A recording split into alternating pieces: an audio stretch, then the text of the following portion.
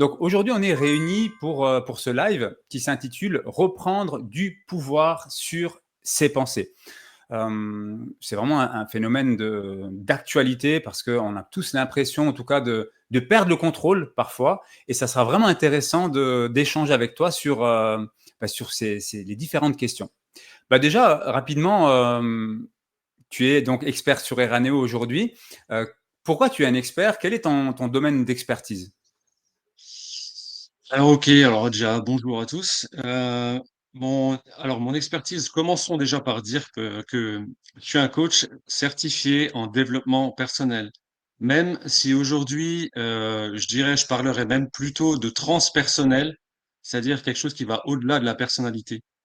Et cette certification est accompagnée de 2 spécialités en psychologie. J'ai aussi, étudié la psychologie évolutionnaire via le programme magistral de Sylvie Bergeron qui s'intitule Le Créateur. Donc, pour répondre en fait à ta question de départ, mon expertise est axée principalement sur la conscience de soi. Mhm. Voilà. Pour imager un petit peu la chose, je dirais, enfin, je rejoins chaque personne sur son chemin de vie. Je marche avec elle, notamment quand survient une crise existentielle. Intéressant, super, super, merci. Je pense que ça va être un live super intéressant par rapport à ta dynamique et ton expertise. Moi, j'ai une première question à te poser qui est, bah, aujourd'hui, ou quelles sont les conséquences pour les personnes qui se retrouvent dans une situation comment dire, de perte de contrôle sur leurs pensées? Quelles sont les conséquences concrètement dans la vie de tous les jours? Alors, en fait, il y a plusieurs conséquences, il y a plusieurs conséquences qui peuvent arriver. Elles peuvent être vraiment multiples, à ce niveau-là.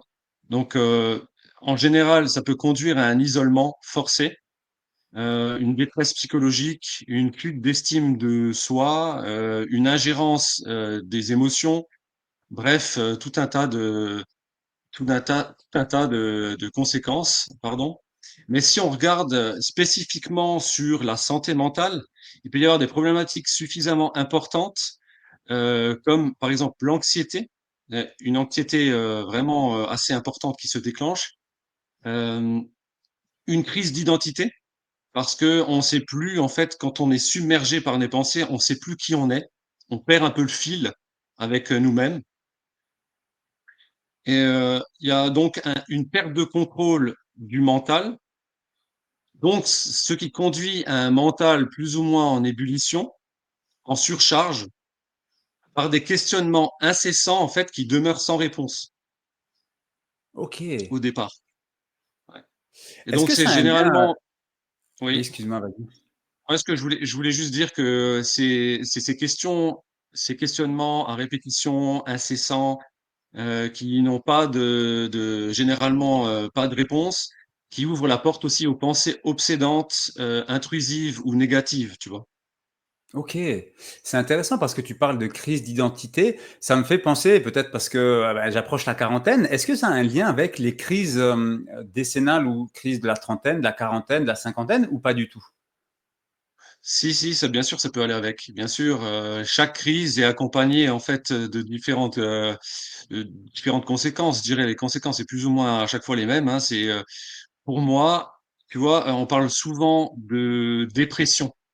Mais la dépression, en fait, en réalité, quand on regarde de près, c'est comme une perte d'identité, c'est comme une crise d'identité. On ne sait plus qui on est, en fait. C'est vraiment le je ne sais plus qui. Mmh. Heu, c'est une perte de repères, tu vois? C'est comme si le cadre sur lequel on s'appuyait pendant des années, s'effrite, commence à disparaître et du coup, on n'a plus de repères, on ne sait plus sur quoi s'appuyer et on se perd dans tout ça. C'est intéressant. Et par rapport à ces personnes qui sont dans ce sentiment-là, quels conseils tu donnerais concrètement pour, bah, déjà pour s'en rendre compte à mon avis? Parce qu'il y a cet effet de: «Je ne me rends pas compte d'être dans cette situation». Quel conseil tu donnerais à ces personnes pour alléger tout ça? Alors, tout d'abord, quand survient la crise, moi je dirais qu'il faut essayer de prendre conscience que même si cette période elle est difficile, elle n'est pas irréversible, elle est transitoire. déjà pas se bloquer dans le mental en se disant je m'en sortirai plus, tu vois. Donc déjà, j'ai commencé par à prendre conscience de ça, que la période, elle est vraiment transitoire. Et donc le premier conseil, finalement, je dirais que c'est une prise de recul sur la situation. Se mettre en arrière, tu vois, pas coller dessus, pas avoir le nez collé dans la situation, mais vraiment prendre du recul. Ensuite, ben, en ce qui concerne les autres conseils, je donnerais aux personnes, je leur dirais de déjà se reconnecter avec la nature, reprendre contact avec la nature, faire de longues promenades. Alors là, pas 5 minutes parce que ça met du temps en fait pour que tous nos corps, que ce soit le corps mental ou le corps émotionnel, ils puissent s'harmoniser. Donc, faut vraiment faire de longues promenades, l'histoire de couper avec le mental, tu vois. OK. On a une question qui est Après, intéressante, ouais. en live. Donc toutes ces pensées non gérées amènent à la dépression, automatiquement ou pas? Ça peut arriver à une dépression, ouais, ou à un burn-out, hein, en fait, une surcharge mentale excessive qu'on n'arrive plus à gérer parce que, en fin de compte, quand on se retrouve à capter des informations à l'intérieur de soi, plus à l'extérieur de soi, ça fait une accumulation de Ah, traités, je crois qu'on d'ailleurs. Et quand, tu as un peu je oui, crois que tu viens de bugger rapidement sur les derniers mots, ah, pardon. mais rien de méchant, rien de méchant. Il y a une autre J'ai, question de ouais, Nora. Ah non, c'est pas une question. En fait, elle dit oui, c'est un bon conseil pour lâcher prise, effectivement. C'est je pense que Nora parle de la notion de dézoomer, de se dire, OK, je suis dans un tunnel, il fait noir, mais j'ai conscience d'être dans un tunnel et que à la fin de ce tunnel, ben, il y aura une sortie possible. Je pense que c'est ce que tu ouais, voulais tout à dire ou fait. je me trompe? Oui, absolument, absolument, c'est ça, c'est, pas s'enfermer, en fait, dans la situation en se disant, «Ça y est, c'est perdu». Non, c'est transitoire, on va s'en sortir. Il y a toujours dans chaque tunnel, il y a une sortie. Donc ça, il faut bien s'en rendre compte, quoi. Ah, c'est une belle image. C'est une belle image. Est-ce que aujourd'hui tu as une méthode ou un outil concret? Parce que, en général, quand on suit des webinaires ou des lives, on n'a pas vraiment de valeur, on est plus sur, enfin, dans la plupart des cas, bien sûr, pas dans tous les webinaires. Mais aujourd'hui, est-ce que tu as quelque chose à nous partager de valeur qui va aider les personnes qui nous écoutent, ou une méthode ou un outil que tu utilises avec tes clients pour vraiment bah, aider dans le cadre de cette gestion de pensée? À gérer son mental, quoi, c'est ça que tu veux dire? C'est ça. OK. Ben oui, en fait, il y en a même, j'en ai 2 qui sont très, très efficaces. Je vais en partager un là. En fait, c'est vraiment celui qui est pour moi d'ailleurs l'outil le plus important et que j'appelle, moi je l'appelle le régulateur universel parce que tout le monde l'a, c'est la respiration pour moi. La Oh, respiration est un bon moyen de gérer en fait sa sphère mentale. Ce que je donnerais comme conseil, c'est vraiment travailler votre respiration par une technique qui vous correspond à vous en fait. Parce qu'il existe vraiment différentes techniques de respiration. Faut pas se limiter, donc ne vous limitez pas, cherchez celle qui vous convient le mieux. Et il en existe vraiment plusieurs, hein, vraiment. Il y a de la cohérence cardiaque, je sais pas si tu entendu parler. Il y a aussi cette façon de respirer. est-ce qu'il y Euh, en a une en particulier qui est plutôt universelle et qui est facile aussi à réaliser? il y a plein de techniques. Il y a plein de techniques. Je dirais la cohérence cardiaque, c'est celle qui est peut-être la plus facile, peut-être la plus facile à réaliser. Après, moi, j'utilise souvent la respiration consciente. Donc, c'est Mhm. mettre de la conscience sur sa respiration au moment où on respire. Donc, voilà. Je Ok, parle en connaissance de cause parce que j'ai commencé à pratiquer la respiration consciente il y a quelques années et ça a réellement changé ma vie. ok, super. Ouais. On a une remarque de Nora qui est pertinente. Attention, tout le monde n'a pas les mêmes ressources pour s'en sortir. Donc là, on parle vraiment de ressources. Parfois, c'est Oui, la vie absolument. et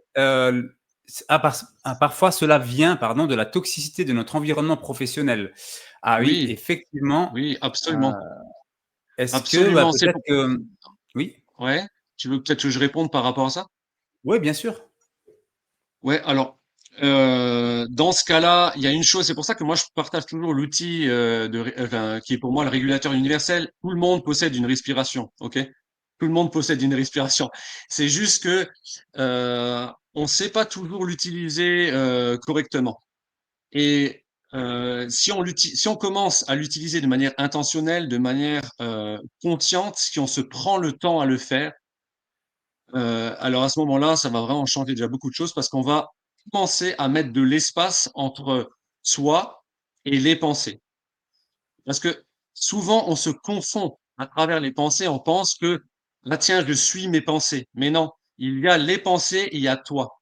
Et par rapport au fait que, ben, on est tellement envahi, on a le nez dedans, on pense que nous sommes nos pensées. En fait, en réalité, non. Donc, la respiration permet de mettre de l'espace, tu vois, et de prendre Ok. de la distance et du recul avec comment dire, son envahissement de pensée, quoi, ou son gros nœud, Hmm. son gros sac de nœuds de pensée. Intéressant ce que tu dis. Euh, Nora, une autre remarque également, cela vient de l'environnement et parfois il faut en sortir. Je te Tout laisserai à fait. interagir sur ça, c'est intéressant. Ouais, tout à fait, tout à fait. L'environnement, c'est primordial aussi. Après, il y a une chose qui est sûre, c'est que quand on subit un environnement, eh ben, parfois, on est dedans depuis un certain nombre d'années et on peut pas sortir comme ça, en claquement de doigts. Donc, ça prend du temps et il y a une chose que qu'on peut faire, c'est déjà commencer à prendre du temps pour respirer, pour mettre de l'espace. L'environnement, pour quitter l'environnement dans lequel on est depuis un certain nombre d'années, ça demande une réorganisation de vie et ça se fait pas en un jour. Ça prend vraiment du temps, mais faut pas s'en vouloir si ça prend du temps. Chacun son rythme aussi. Chacun son rythme à ce niveau-là. Voilà. C'est ça que je C'est voulais dire. libérateur ce que tu dis. C'est libérateur, c'est cette notion de chacun son rythme et Oui, ne tout pas à fait. forcément avoir ce côté je dois le faire immédiatement. Et Oui, est-ce qu'on peut parler aussi de cet aspect de développement personnel qui est un phénomène en vogue, etc. Donc tout le monde le pratique à tort et à travers. Mais toi qui es un expert dans le domaine, est-ce qu'il y a un lien à faire entre le fait de... il faut d'abord se développer personnellement pour pouvoir sortir d'un environnement toxique. Est-ce qu'il y a un lien intérieur au lieu de l'extérieur? ah mais absolument. Oui, tout à fait, tout à fait. En fait, souvent, on a amené des environnements toxiques parce que on n'a peut-être pas regardé certaines zones d'ombre en nous. Et il y a certaines zones d'ombre qu'il faut éclairer. Donc, quand je dis éclairer, c'est mettre de la conscience dessus, tu vois. Ça prend un certain temps pour faire ça, mais euh, avant de pouvoir quitter sereinement un environnement dans lequel on est pas très confortable, euh, commencer à se regarder, à développer une certaine conscience de soi-même pour éclairer ces zones d'ombre et faire des choix qui iront qui seront différents de ceux qui ont amené cette situation-là. Et comment on peut créer cette étincelle de changement? Est-ce que tu conseilles de lire des livres, de regarder des vidéos? Je ne sais pas. Euh, est-ce que déjà on peut À y quel arriver? propos? C'est la première question. Parce que je pense qu'il y en a qui arrivent, il y en a qui n'arrivent pas à s'en sortir seuls. Quel conseil tu peux donner? Enfin, quel est selon toi ton point de vue par rapport à ça? Alors, il y a, c'est maintenant, on est toujours dans le cadre où quand la crise survient, on essaye dans un premier temps, on essaye des choses par soi-même. Donc, il y a différents outils. Il y a différents outils qui existent. Et d'ailleurs, j'en transmets dans ma formation gratuite sur Eraneo. Euh, Ok. Oui, ouais, effectivement, voilà. Donc, tu as actuellement une formation gratuite ouais. qui est ultra bien faite, qui permet déjà d'y voir un peu plus clair.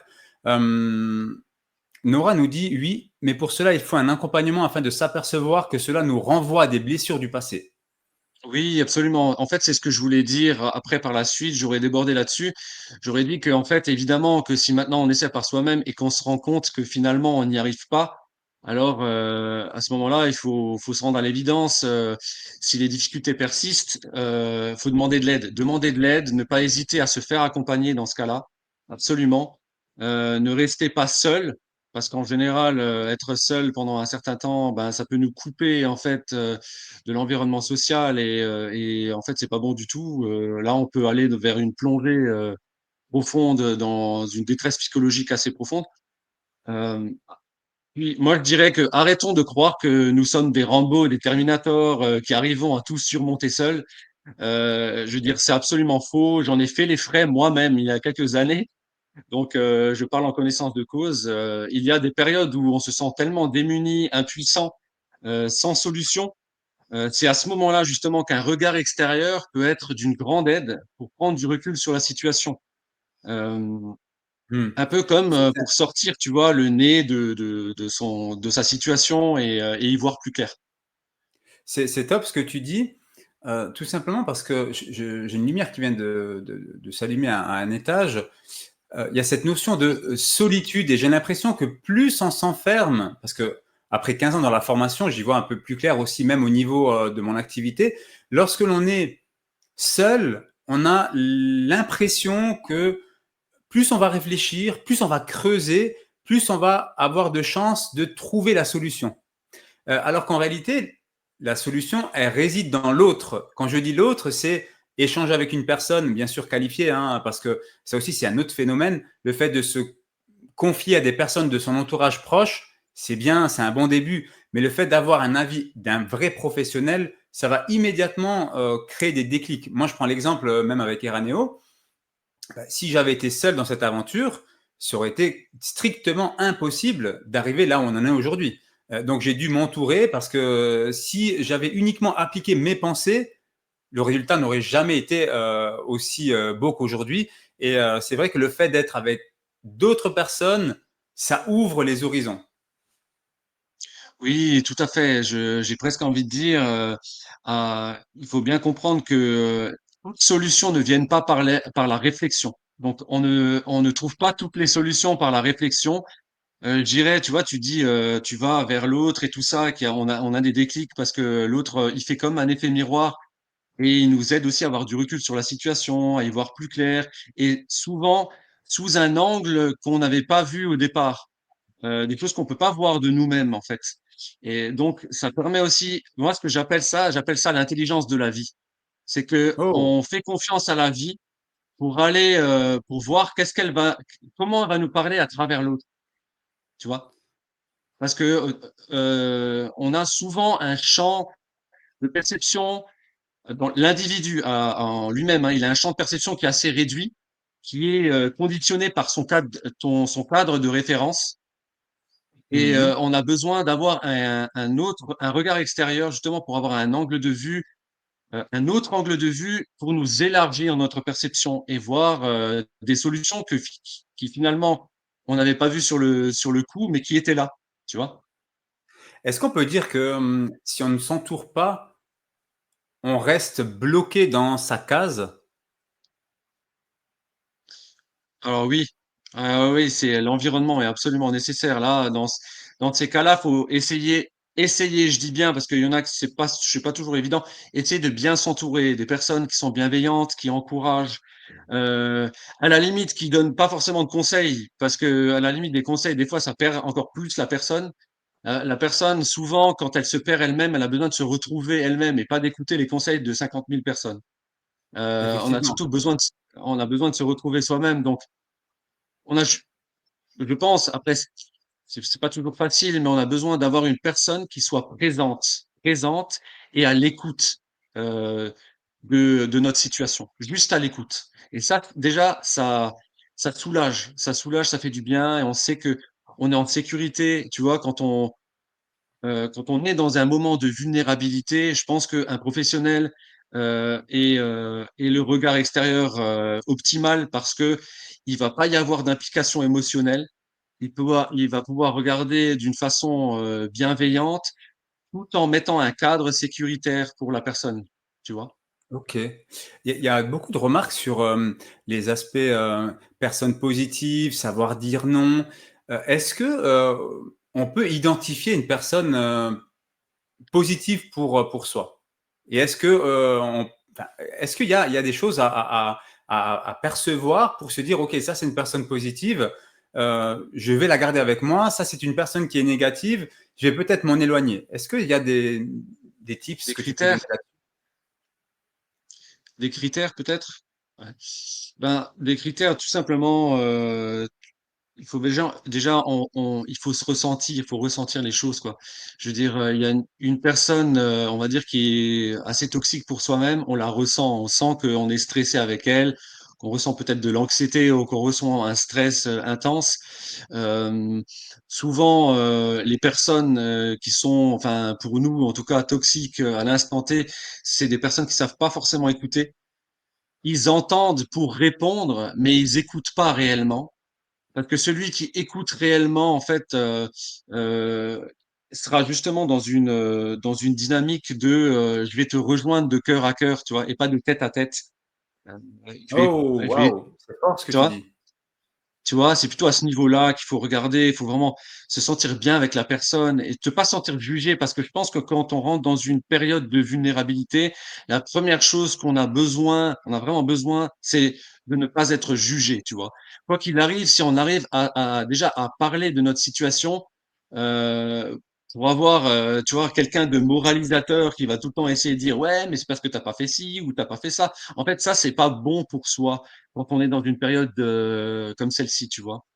Mmh, Donc on a mmh, mmh. besoin de voir et de repérer, une personne qui, ne parle pas forcément beaucoup, mais qui est là, tu vois? Qui est juste là, de présence, bienveillante, qui à la limite, nous emmène promener, en balade, «Allez viens, on va boire un coup, ça va te faire du bien». Voilà, il faut s'entourer de personnes qui sont dans la bonne optique, en fait, et surtout pas dans le jugement.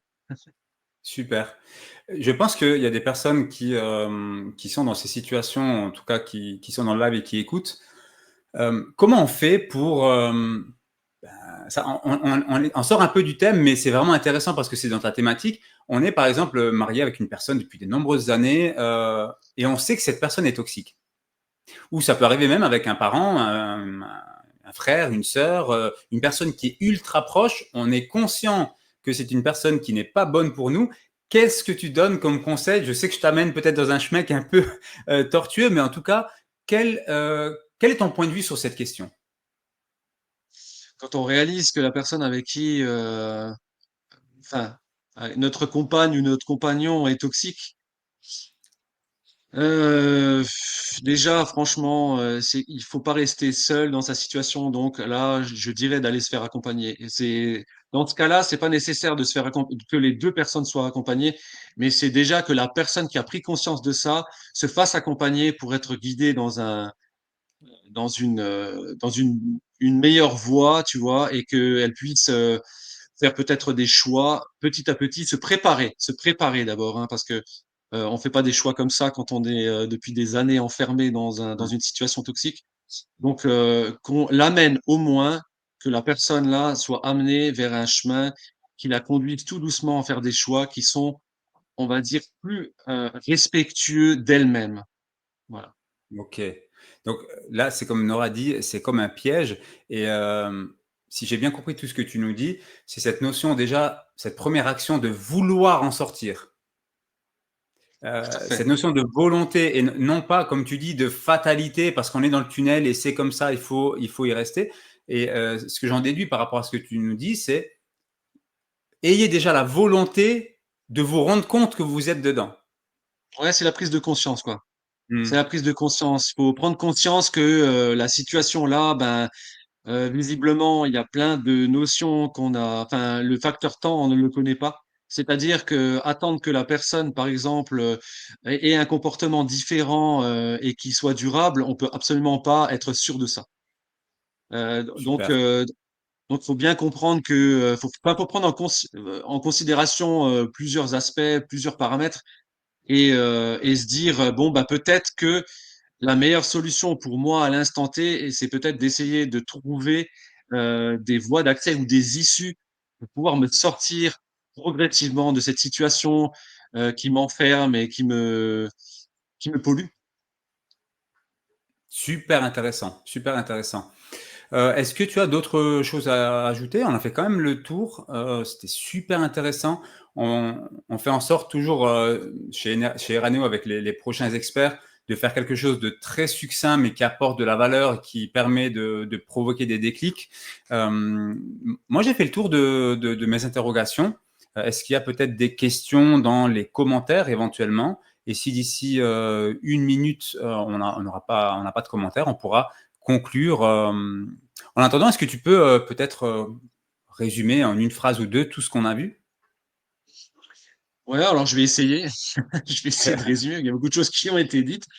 Mais oui, quand on rentre dans une période de crise, il est possible qu'on arrive à un moment donné. Tout le monde ne gère pas de la même façon et ça sera pas la même chose pour tout le monde. Mais en tout cas, quand on arrive dans une situation où on se sent débordé par ses pensées, à ce moment-là, la meilleure chose à faire, c'est commencer à prendre du recul, commencer à prendre du recul sur ses pensées, utiliser certains outils comme la respiration que moi je trouve absolument nécessaire. Sans ça, j'aurais pas pu il y a quelques années m'en sortir. Mettre de l'espace et de la distance entre soi et les pensées. Ça c'est vraiment c'est primordial. Après, il y a des méthodes toutes simples, accessibles à tous. C'est la nature, hein. La nature est accessible à tous. Prenez le temps d'aller vous balader en forêt, dans la prairie, faire des randonnées je sais pas, de quelques heures. Mais je sais que pour moi, si je peux donner une tranche de vie qui me concerne, je sais que pendant des grosses périodes de crise, j'ai dû aller en pleine nature, des fois pendant 2 heures. Alors j'avais besoin, alors ça dépendait, hein. Il y avait des jours où j'avais besoin de 30 minutes et d'autres jours j'avais besoin de 2 heures, vraiment 2 heures pour que je sens que j'arrive à une certaine harmonie de nouveau, tu vois? Au niveau de Hmm. mes pensées, au niveau de mes émotions et tout ça. Donc prenez le temps, vous avez un rythme à vous, découvrez votre rythme. Découvrez votre rythme à vous et puis voilà quoi. Enfin, il existe plein de choses, il faut juste aller chercher, hein. Il faut juste aller chercher. Il existe beaucoup d'outils qui existent. Maintenant, achetez-vous une trousse et préparez cette trousse pour remplir avec des outils qui vous convient à vous quoi. Voilà. Super, super. Bah, je crois qu'on n'a plus d'autres questions. On va pouvoir finaliser. Moi, ce que je vous conseille déjà de faire dans un premier temps, c'est d'aller découvrir la formation gratuite de Thomas, qui est super bien fait, qui s'intitule Comment se libérer des pensées. Vous allez pouvoir également y trouver sa fiche expert et entamer ce premier travail de libération de pensée. Vous trouverez le lien dans les commentaires. Et en attendant, merci beaucoup Thomas pour ton intervention qui était vraiment valorisante et très pertinente. Et pour la suite, rendez-vous vendredi pour la suite des prochains événements avec les prochains experts. Merci Thomas. Merci beaucoup, Giuseppe. À bientôt. À bientôt.